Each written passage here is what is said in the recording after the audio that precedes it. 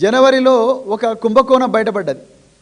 జనగామ జిల్లాలో ప్రభుత్వానికి రావాల్సిన కోట్ల రూపాయల ఆదాయాన్ని ఒక 38 మంది మీ సేవా సెంటర్ల ఓనర్లు, వాళ్ళు అవుట్సోర్సింగ్ ఎంప్లాయీస్, మీ సేవా సెంటర్ ఓనర్లు అందరూ కలిసి ఒక సాఫ్ట్వేర్ యూజ్ చేసి, ఒక మాల్వేర్ యూజ్ చేసి ఆ ప్రభుత్వానికి రావాల్సిన కోట్ల రూపాయల రెవెన్యూను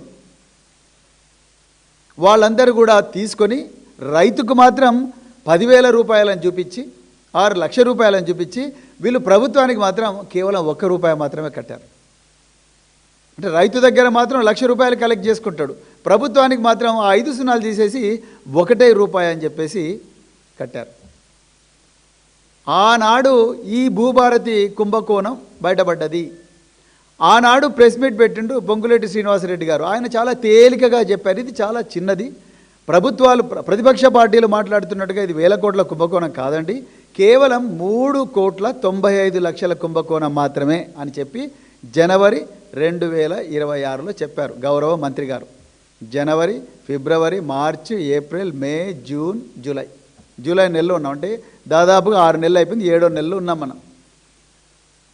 జనవరిలో ఆనాడు గౌరవ రెవెన్యూ మంత్రి గారు ఏమన్నారు, మేము పెద్ద ఎత్తున విచారణకు ఆదేశించాం, ఈ అక్రమాలు జరగకుండా చూస్తాం, ప్రతిపక్ష పార్టీలు మా మీద అంటున్నట్టుగా 1,000 కోట్ల కుంభకోణం కాదు, 3,95,00,000 మాత్రమే అని అన్నారు. మంత్రి గారు, మీరు ప్రజల చెవిలో పూలు పెట్టడం, మీరు ముఖ్యమంత్రి గారు దాంట్లో పిహెచ్డీలు చేసినట్టు ఇప్పటికే అందరికీ అర్థమైపోయింది. ఇప్పుడు నేను చెప్తా, నా దగ్గర ఈ ఆధారం ఉన్నది. మీరు 2025లో మీరు చెప్పారుగా, మేము ఫోరెన్సిక్ ఆడిట్ అంతా కూడా చేస్తున్నాము, మేము ఎక్కడెక్కడ అక్రమాలు జరిగినా అవన్నీ తీస్తున్నాం అంటున్నారు కదా. 2024 నుంచి 2026 జనవరి నెల, జూన్ నెల వరకు కూడా కంటిన్యూస్గా మీకు మీ హయాంలో నడుస్తున్న ఎన్నో మాఫియా గ్యాంగులు ఈ పని చేస్తూనే ఉన్నాయి. నేను ఉదాహరణకు ఒకటి చెప్తా. జూన్ నెల 20వ తారీఖు 2026 సంవత్సరంలో షేరిలింగంపల్లి మండలంలో కాజాగూడ అనే గ్రామంలో సర్వే నెంబరు 20లో 13 గుంటల భూమిని సాస్ ఇన్ఫ్రా అనే కంపెనీకి బదలాయించారు. 13 గుంటల భూమిని సాస్ ఇన్ఫ్రా అనే కంపెనీకి బదలాయించారు. ఇది షేర్లింగంపల్లి ఎంఆర్ఓ ఆఫీసులో జరిగింది. 19వ తారీఖు నాడు ఇదే షేర్లింగంపల్లిలో కాజాగూడ అనే గ్రామంలో 3 ఎకరాల 16 గుంటలైతే దాదాపుగా 1.5 ఎకరాన్ని మళ్ళీ ఆ సాస్ ఇన్ఫ్రా కంపెనీకి బదలాయించారు. ఎంఆర్ఓకు తెలియదు ఈ విషయం, ఆర్డీఓ గారికి తెలియదు, జిల్లా కలెక్టర్ గారికి తెలియదు. మరి ఎవరు చేసినట్టు? సీసీఎల్ఏ ఆయన ఎవరో కూడా మనకు తెలియదు. మరి ఎవరు చేసినట్టు? నిజానికి ఇంత విలువైన పోర్టల్, కోట్లాది లక్షల విలువైన ఈ భూముల వివరాలు ఉండే ఈ భూభారతి పోర్టల్ ఇప్పుడు ఎన్ఐసి కంట్రోల్లో పెట్టారు. మీరు నేషనల్ ఇన్ఫర్మాటిక్స్ సెంటర్ అంటే గౌరవ దేశ ప్రధానమంత్రి పర్సనల్ వెబ్సైట్ను ఏ సంస్థ అయితే మెయింటైన్ చేస్తుందో, ఎక్కడెక్కడైతే అత్యంత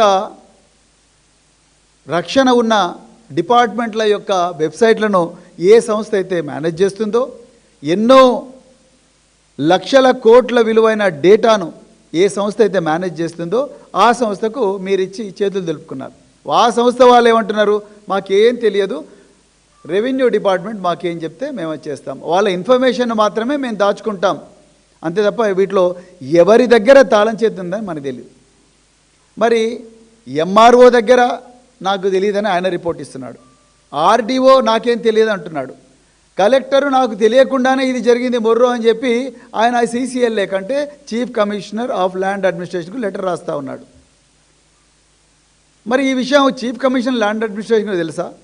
లేకపోతే మరి రెవెన్యూ శాఖ మంత్రి అయినా మీకే తెలవాలి, ఎందుకంటే మీరే ఎగ్జిక్యూటివ్ హెడ్. ఈ ప్రభుత్వంలో రెవెన్యూ వ్యవహారాలన్నీ చూసేది మీరే, మరి మీకే కదా తెలవాలి పొంగులేటి గారు. ప్రతిరోజు కూడా ఈ భూభారతి పోర్టల్లో ఎన్ని ట్రాన్సాక్షన్స్ జరిగినాయి, ప్రతిరోజు కూడా రిజిస్ట్రేషన్ స్టాంప్స్ అండ్ రిజిస్ట్రేషన్లో ఎన్ని ట్రాన్సాక్షన్ జరిగినాయి ఆ report IG commissioner stamps and registration ద్వారా, అదేవిధంగా కమిషనర్ ల్యాండ్ అడ్మినిస్ట్రేషన్ ద్వారా, వాళ్ళిద్దరి ద్వారా మీ ప్రిన్సిపల్ సెక్రటరీ రెవెన్యూకు రిపోర్ట్ వచ్చి ఆ రిపోర్టు ప్రతిరోజు కూడా మీ దగ్గరికి వస్తుంది. ఇది వాస్తవం. మరి రెవెన్యూ ఎందుకు తగ్గింది అని మీరు ఎప్పుడు అడగలేదు. మనం సెక్యూరిటీ ఆడిట్, ఫోరెన్సిక్ ఆడిట్ చేసి ఆనాడు జనగామలో ఒక కుంభకోణం జరిగింది. ఆ కుంభకోణం తాలూకు ఏమైంది అని మీరు ఎప్పుడు అడగలేదు. యథావిధిగా మీ బంధువులకు, మీ దోస్తులకు, వీళ్ళందరికీ కూడా, మీకు తెలిసిన వాళ్ళందరికీ కూడా ఈ గ్యాంగులో ఆ కీ తీసుకొని వెనక నుంచి సాఫ్ట్వేర్ నుంచే మొత్తం కూడా చేంజ్ చేశారు.